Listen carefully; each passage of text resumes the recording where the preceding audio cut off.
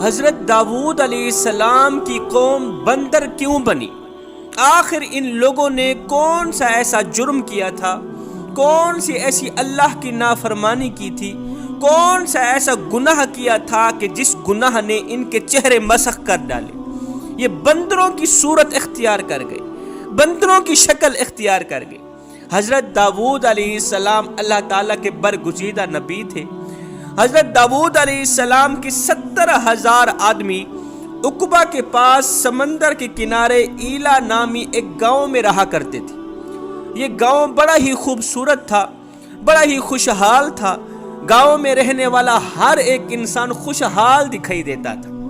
کبھی ان لوگوں کے پاس پریشانیاں نہیں آئی تھی، کبھی مصیبتیں نہیں آئی تھی، خوشی کی زندگی بسر کر رہے تھے۔ اللہ تعالیٰ نے ان لوگوں سے امتحان لینا چاہا۔ وہ امتحان کچھ یوں تھا، اللہ تعالیٰ نے حضرت داؤد علیہ السلام کو فرمایا، میرے داؤد اپنی قوم کو کہہ دو کہ یہ ہفتے والے دن مچھلیوں کا شکار نہ کیا کریں۔ یہ لوگ مچھلیوں کا شکار کیا کرتے تھے، خود بھی کھاتے تھے، بازاروں میں جا کر بھی بیچا کرتے تھے۔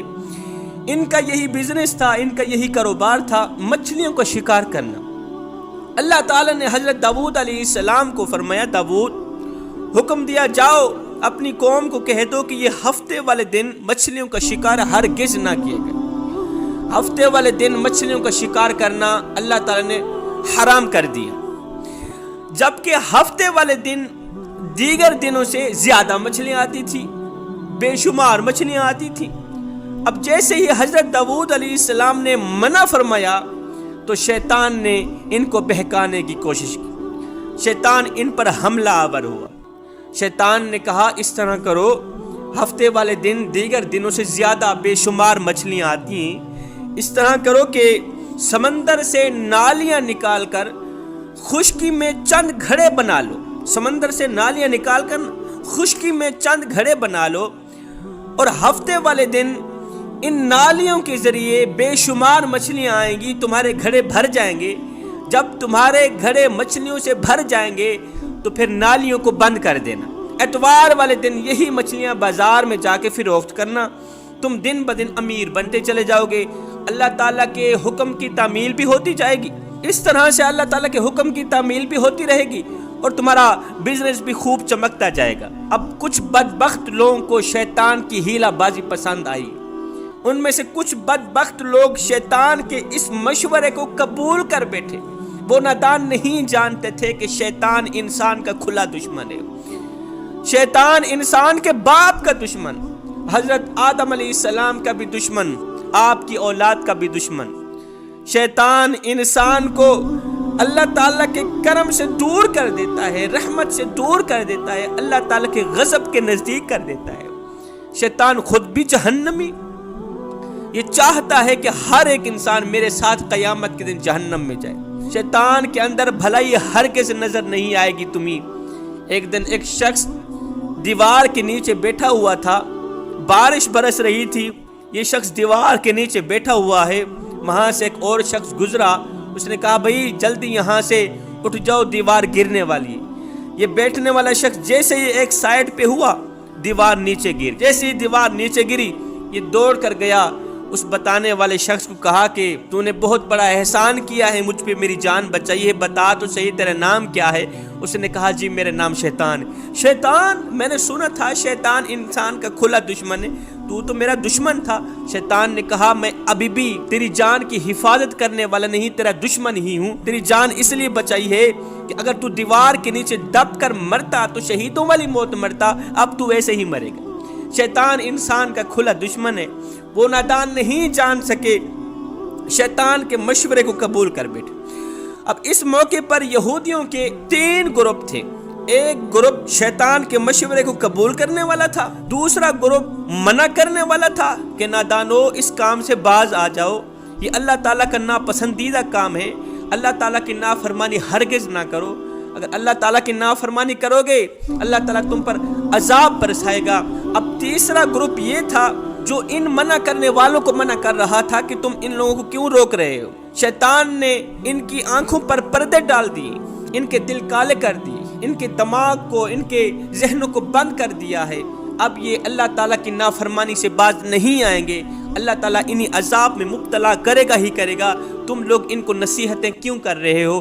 تمہاری نصیحتیں کچھ کام نہیں کرنے والی، ان کو ان کے حال پہ چھوڑ دو۔ اب کافی حد تک رونے کے بعد بھی جب یہ لوگ شیطان کے اس حملے سے باز نہ آئے، شیطان کے اس مشورے سے باز نہ آئے، تو اللہ تعالیٰ کی فرما بردار جماعت نے کیا کیا؟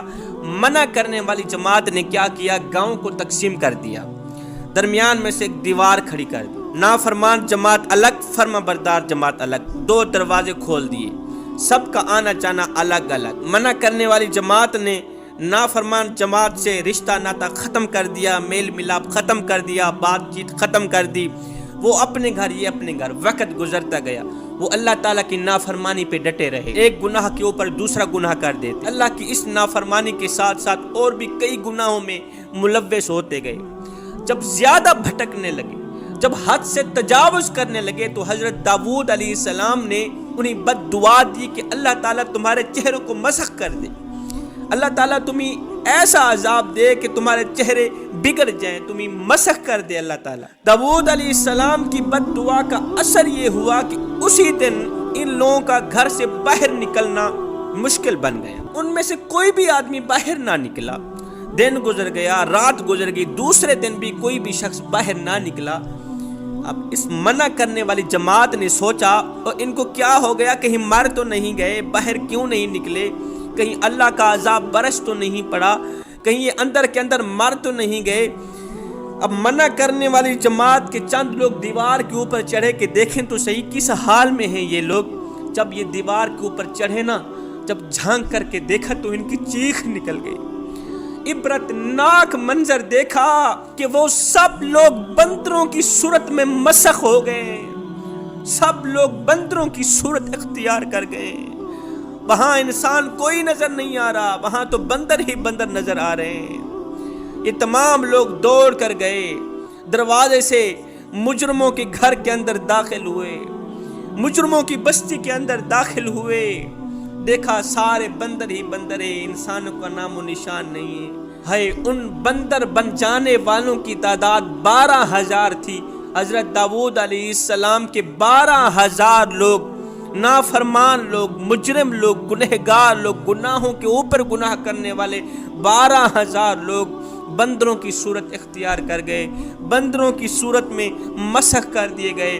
میں سوچ میں پڑ گیا کہ داؤد علیہ السلام کی قوم نے ایک گناہ کیا تھا، ایک نافرمانی کی تھی، اللہ نے منع کیا تھا کہ ہفتے والے دن مچھلیوں کا شکار نہیں کرنا، وہ لوگ باز نہ آئے، ایک نافرمانی کی سزا یہ ملی، ان کے چہرے مسخ کر دیے گئے۔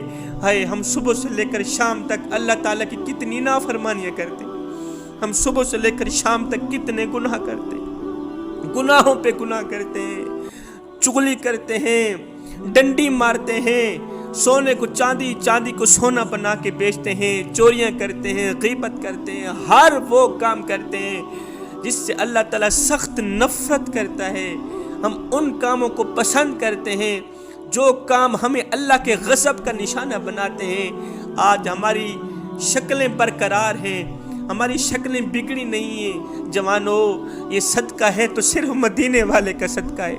اللہ نے ان گناہوں کی مجھے سزا نہیں دی دنیا میں، یہ صدقہ مدینے والے عربی لجپال کا ہے۔ خدا را گناہوں سے بچو، خدا کی نافرمانی سے بچو، غیبت سے بچو، چغلی سے بچو۔ اللہ تعالیٰ جن کاموں سے روکتا ہے ان کاموں سے رک جاؤ، نہیں تو یاد رکھنا دنیا میں اللہ تعالیٰ تمہیں ممکن ہے سزا نہ دے، آخرت میں تمہارے لیے عذاب تیار ہے۔ جوانو، میں دعا کرتا ہوں مالک ہم سب کو نیک بنا دے، ہم سب کو ایک بنا دے، ہم سب کو وہ نیک کام کرا دے جس پر تو بھی راضی ہو جائے، تیرا مدینے والا یار بھی راضی ہو جائے۔ آمین ثم آمین، وما علینا الا البلاغ المبین۔